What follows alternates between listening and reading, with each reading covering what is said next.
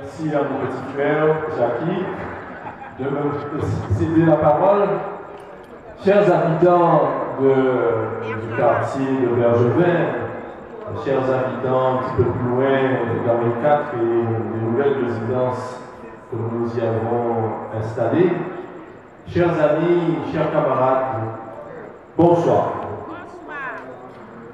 Après 3-4 jours de conférence, on voit les choses se décanter, on voit les réactions de la population face aux différentes équipes qui se présentent devant elle. Et je dois avouer que de ces premiers jours de conférence et de campagne, je tire pour ma part une grande fierté. Une grande fierté parce que il faut de la relève en politique. Une grande fierté parce qu'il faut à un moment donné ou à un autre faire confiance à des hommes et à des femmes pour que demain, ils aient la capacité d'apprendre, d'être sur le terrain et d'être vos meilleurs défenseurs demain. C'est le rôle des grands partis, c'est le rôle des grands hommes et des grandes femmes politiques que de savoir préparer la relève et de savoir faire en sorte que la continuité politique s'inscrive dans le temps. Eh bien, lorsque j'entends parler Sandra Jarric, lorsque j'entends parler Marcel Giscard, lorsque je ne parle pas de Marlène qui a déjà une grande expérience, lorsque j'entends Jean-Louis, lorsque j'entends Jackie, eh bien, j'ai beaucoup de fierté parce que je me dis que nous avons eu raison dans le parti qui est le mien, le PPDG. Nous avons d'abord choisi de faire en sorte que nous défendions bec et ongle sur le canton de Pointe-à-Pitre, devenu un représenté par 2 personnes. Nous avons décidé de défendre la position du Parti progressiste démocratique guadeloupéen qui est né à Pointe-à-Pitre, qui s'est défendu à Pointe-à-Pitre, qui a grossi à Pointe-à-Pitre, qui a porté quelquefois presque à lui seul l'ensemble du parti avant que celui-ci trouve et se consolide sur d'autres territoires de la ville. Eh bien, sur ce territoire qui est le nôtre, nous avons décidé de défendre notre mandat de conseiller général, bientôt conseiller départemental. C'est la raison pour laquelle, dès lors qu'il y avait 2 candidats du PPDG sortant, Marcel Giscard et Jacques Bangou, et que j'ai décidé de ne pas me représenter, eh bien il était tout naturel que ce soit au profit de la candidature de Marcel Giscard, et nous nous battrons bec et ongle pendant toute cette campagne pour faire que Marcel soit le représentant du PPDG pour Pointe-à-Pitre. Cela veut dire très clairement, mais ce n'est ni une agression ni un scoop, ça veut dire très clairement que nous ne laisserons aucun autre parti se servir de Pointe-à-Pitre comme piédestal pour pouvoir mener des ambitions personnelles pour les uns et pour les autres. Cela veut dire que nous ne laisserons pas Guadeloupe unie, quelle que soit l'amitié qu'on peut avoir vis-à-vis de ces camarades que nous connaissons. Nous n'allons pas aller chercher des poux à Guadeloupe unie, ni à Gosier, ni à Petit-Bourg. Ce n'est pas à Pointe-à-Pitre que Guadeloupe unie viendra nous faire la leçon. Alors, en disant cela simplement, il y a quelques jours, j'ai cru comprendre que ça avait semé un émoi. Que comme si on avait donné un coup de pied de la fourmilière, qu'on répète à droite et à gauche, que j'aurais dit 100 000 choses horribles, que je voudrais agresser Jacques Gillot, que j'aurais dit des choses complètement invraisemblables vis-à-vis de Guadeloupe unie. Ne nous faisons pas pour ceux qui s'affolent, je leur dis, calmez-vous. C'est en politique, notre devoir, nous, de dirigeants politiques, de dire notre analyse, d'essayer de vous la faire partager et de monter avec vous, d'aller avec vous, de cheminer avec vous sur le chemin politique au service de projets pour les Guadeloupéens, au service d'objectifs pour notre ville, d'objectifs pour notre Guadeloupe. et ne faites pas de la surenchère, ne traitez pas de débile celui-ci ou celui-là. Comme il n'est pas nécessaire de vouloir abaisser Jean-Charles Sadje en le traitant d'analphabète, ou comme en voulant abaisser Sandra Jaric, qui parce qu'on la croit petite et qu'on la voit petite, qu'on la croit ou qu'on l'imagine faible. Au contraire, moi je suis fier de cela. Je suis fier de ces compagnons de route qui depuis 2008 sont dans notre équipe municipale, sont des piliers de l'équipe municipale. Et je n'oublierai jamais combien du jour au lendemain nous avons fait de cette conseillère municipale, de cette camarade, de cette compagne de route, nous lui avons fait d'elle une responsable d'un des points les plus complexes de la gestion municipale, la question de l'urbanisme et combien elle s'est prise au jeu. Elle a pris ce dossier comme elle prend ses dossiers universitaires, comme elle est devenue une enseignante. Elle, cet enfant de Montedol, eh bien, elle a pris le dossier des affaires de l'urbanisme et elle a traité ce dossier avec brio, apprenant à connaître administrativement parlant, mais également sur l'histoire de chacun des bâtiments, de chacune des familles qui habitent ces bâtiments, travailler sur les dents creuses, travailler sur les zones d'abandon manifestes, travailler sur l'urbanisme et le PLU et le PLH. Voilà ce que nous avons fait avec Sandra. Et aujourd'hui, nous pouvons dire à Sandra, tu peux t'occuper maintenant de la croisière, parce qu'aujourd'hui, l'un des avenirs de Pointe-à-Pic, l'une des fiertés de la Guadeloupe, c'est de faire qu'aujourd'hui, pendant 6 mois de l'année, il y ait 2, 3 bateaux de plus de 2000 ou 3000 personnes qui viennent dans notre port.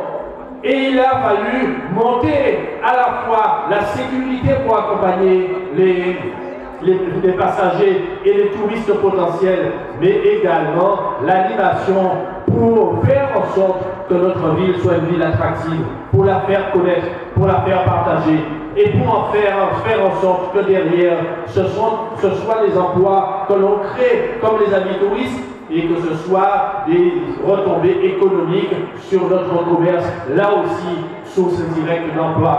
Voilà ce que nous pouvons faire avec de jeunes camarades et ce que nous avons fait en toute confiance et la fierté que nous avons. Et quant à Jean-Charles, ça me fait rigoler de voir certains, parce que Jean-Charles Palais, Jean parlé là, ça me fait rigoler de penser qu'ils imaginent que Jean-Charles soit ni picouillon, ni moins intelligent qu'il y ni moins analyste politique. Je vous le dis très clairement, et je le dis par où je passe, c'est un de nos compagnons qui a la plus grande finesse politique de notre équipe, et qui l'exprime à sa manière, et qui est ferme. Et les capalés, nous plus d'accord, vous n'êtes pas d'accord, mais les capalés écoutez, parce que je sais qu'il a du bon sens, parce que je sais que son extraction populaire fait qu'il ne va pas demain prendre les armes contre la classe sociale de laquelle il est issu, parce que je sais que Jean-Charles, comme Marcel, est issu de l'oricisme de Bergevin, et que c'est là qu'il y a le cœur de Pointe-à-Pic qui bat. C'est là où il y a les familles qui ont connu les petits caca, qui ont connu toute la misère, qui ont connu le Pointe-à-Pic sans eau, sans électricité. Eh bien, ce sont ces familles qui aujourd'hui sont, grâce à nos aînés, grâce au Henri Mangou, aux Georges Tarrer, à tous ceux qui nous ont précédés, à Paul Chonchon, eh bien, qui sont dans ces cités de Bergevin, qui sont dans ces cités d'Henri IV, qui sont dans ces cités de Lomisis, et qui sont dans ces cités que nous n'avons jamais abandonnées, que nous allons toujours porter avec notre cœur, avec notre tripes, avec notre courage politique. Nous allons toujours essayer, vouloir les accompagner vers ce qu'il y a de meilleur. Alors, on peut discuter sur le chemin à prendre, sur ce qu'il y a de meilleur. On peut discuter si nos actions, ici ou là, sont les plus pertinentes. Mais on ne peut jamais nous reprocher de n'avoir jamais laissé tomber ces quartiers populaires, de n'avoir jamais c'est accompagner ces familles qui sont les nôtres, qui sont notre identité, qui sont notre force. Eh bien, c'est ce qu'on nous reproche. C'est ce qu'on reproche ensemble de nos adversaires, qui après les municipales n'ont pas hésité à aller chercher des vieilles personnes pour les amener au SRPJ pour voir s'ils avaient effectivement, malgré leur maladie, voulu accepter de faire une procuration pour voter pour celui-ci ou celui-là. Voilà ceux qui sortent de tous les coins de la Guadeloupe, venir à Pointe-à-Pitre, vouloir monter sur le dos de cette ville, sur le corps de ces familles pointoises pour pouvoir faire le lit de leurs ambitions politiques. Eh bien oui, ils nous en veulent d'être en travers de leurs desiderata. Ils nous en veulent de continuer ce qui est pour nous un héritage politique, c'est-à-dire d'accompagner la ville, de porter des projets. Et les projets, vous savez que nous n'avons jamais arrêté d'en avoir. Et vous savez surtout, parce qu'on peut avoir des projets tout le temps, mais nous avons surtout décidé et nous avons fait en sorte que nous ne dévions jamais des promesses et des engagements que nous avons vis-à-vis de vous. Il y a quelques années, nous étions ensemble dans l'ancien hall des sports à vous expliquer les perspectives du début de cette rénovation urbaine. Eh bien, 7-8 ans après, toutes les étapes que nous nous avions annoncées, nous les avons respectées. Nous avons respecté les zones de démolition des bâtiments les plus fragiles, et il y en a qui sont encore en cours.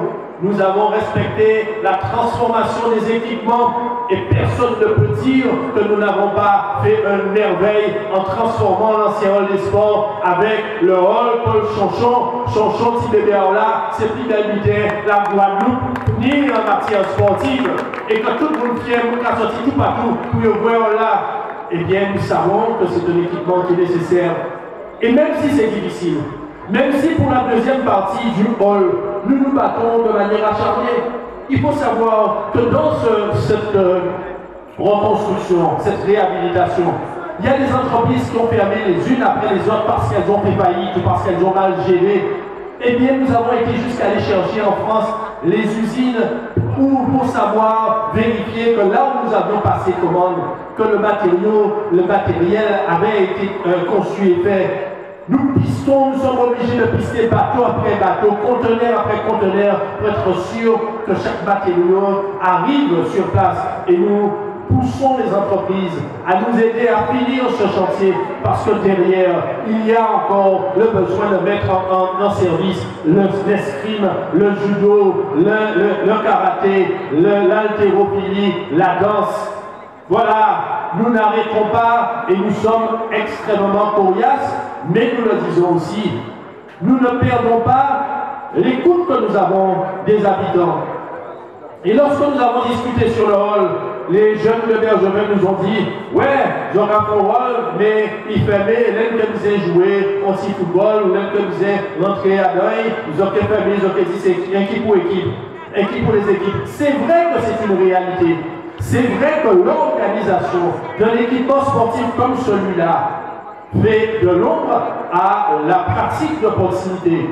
Eh bien, nous avons décidé de modifier les plans et de faire en sorte que le petit terrain de football synthétique qui soit là, puisqu'il de toute façon, il sera touché par la reconstruction de l'école Félix Sénéval, nous avons décidé de faire en sorte que ce terrain soit déplacé, voire agrandi, à côté des terrains de tennis, au sein même du hall des sports, et que les enfants du quartier, comme les adolescents ou les aînés, puissent aller sur cet équipement de jour et de nuit. Voilà le résultat, à la fois des efforts pour monter les dossiers, mais également de l'écoute que nous voulons avoir en permanence des uns et des autres.